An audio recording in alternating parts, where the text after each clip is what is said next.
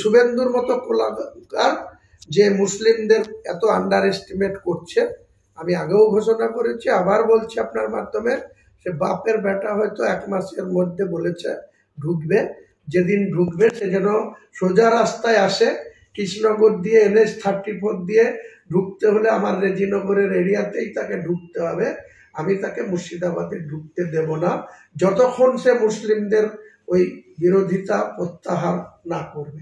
মুসলিমদের সম্বন্ধে যে উক্তি করেছে সেটা প্রত্যাহার করে তবেই তাকে মুর্শিদাবাদে প্রবেশ করতে দেব। নাহলে এমন কোনো শক্তি নেই যে মুর্শিদাবাদে শুভেন্দু অধিকারীর গাড়ি মুভমেন্ট হবে। আমি হুমায়ুন কবির গাড়ির সামনের সারিতে থাকব। অগণিত হাজার হাজার তৃণমূল কর্মী না, তৃণমূল স্তরের মুসলিম জনতা হুমায়ুন কবিরের সঙ্গে থাকবে। সেদিন দেখব প্রশাসনের শক্তি কত, বিজেপির শক্তি কত, এখানে মুর্শিদাবাদ জেলায় RSS এর শক্তি কত, না হুমায়ুন কবিরের শক্তি কত। 11 তারিখে মঙ্গলবার বলেছে যে 2026 সালে নাকি বিজেপি ক্ষমতায় আসবে এবং কোনো হিন্দু MLA নাকি তৃণমূলের ব্যানারে জিতে যাবে না, ওরাই মেজরিটি পাবে, ওরাই সরকার করবে।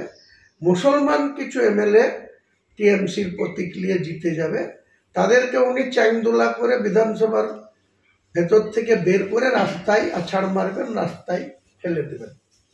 এই কথা 42 জন নির্বাচিত মুসলিম MLA আছে।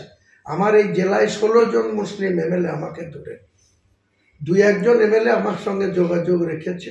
আমাকে সবসময় তাদের একটু দুর্বল মাইন্ডে তারা মানুষ, তারা তবু আমাকে সাপোর্ট দিয়েছে। বাকি যারা MLA আছে তারা মনে করছে যে হুমায়ুন কবিরের পাশে থাকলে বা হুমায়ুন কবিরের বক্তব্যকে সমর্থন দিলে আগামী দিনে তৃণমূল আমাকে টিকিট দেবে না বা আমি আর MLA হতে পারবো না। আমি সেই সব MLAদের বলছি, বন্ধুরা, এই 2026-এর নোটিফিকেশন পর্যন্ত তোমরা MLA-গিরি চালিয়ে নাও, তোমাদের ভবিষ্যৎ অন্ধকার করে দেবো। হুমায়ুন কবির মুর্শিদাবাদের মুসলিম জনতাকে নিয়ে তোমাদেরকে কি করে সাধারণ মানুষে পরিণত করতে হয়, এটাই আমার টার্গেট হবে আগামী দিনে। শুভেন্দুর বিষয়টা কংগ্রেসের কোনো ভূমিকা দেখতে পাচ্ছি না, কংগ্রেস কোনো কিছু করছে। দেখুন, কংগ্রেস আজকের দিনে বিধানসভায় 16, লোকসভাতে একটা মাত্র গনি খানের স্মিতে তার ভাইপো ঈশা খান 1,20,000 ভোটের মার্জিনে বিজেপিকে হারিয়ে জিতেছে। TMC সেখানে 3rd হয়েছে রেজাল্টের নিরিখে।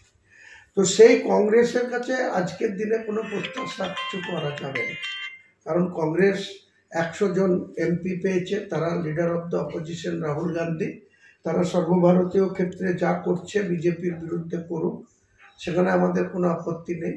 কিন্তু বাংলার কংগ্রেসের যারা কর্ণধার ছিল 10 বছর ধরে, অধীর চৌধুরী, বর্তমানে শুভঙ্কর সরকার, এরা ওই ফড়ং দেওয়ার মতো ব্যাপার, তরকারিতে ফড়ংয়ের কাজে লাগবে, বাকি কোনো কাজে লাগবে না।